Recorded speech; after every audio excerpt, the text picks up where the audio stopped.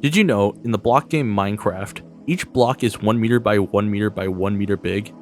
Meaning that if we take the density of each block, we can actually find the carrying capacity of our main character. And if we take the density of gold, for example, and apply that to our volume and the amount of inventory slots that we can have total by the end game, we actually get a huge amount of carrying capacity.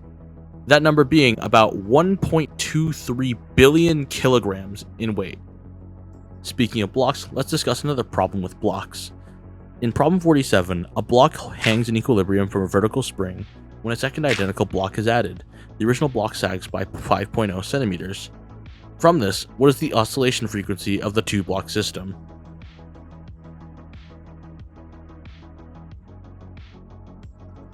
In my opinion, one of the hardest parts of this problem is identifying that the spring force is equal to the gravitational force, meaning that kx is equal to mass times gravity. Also, we can exchange some of our variables for some given numbers in our problem, such as x being x plus 0.05 and m being 2m.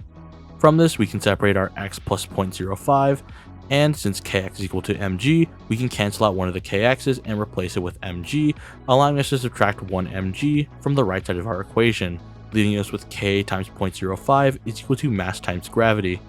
We can then divide both sides by m and 0.05 in order to get k over m equals g over 0.05, which is actually our squared angular frequency for one block. So in order to get the angular frequency for 2, we just multiply by 1 over 2.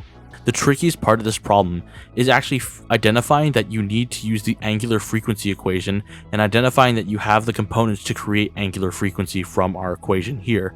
So we can plug our current equation into the angular frequency equation, which is frequency is equal to 1 over 2 pi times omega, our omega being the square root of k over 2m, which can then be replaced by g over 0.1.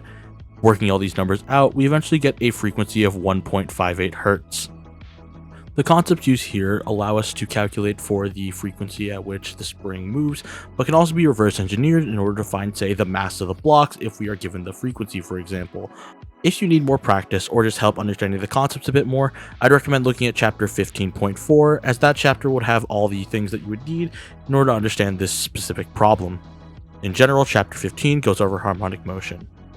Anyway, that's all for me for now. Thanks for watching.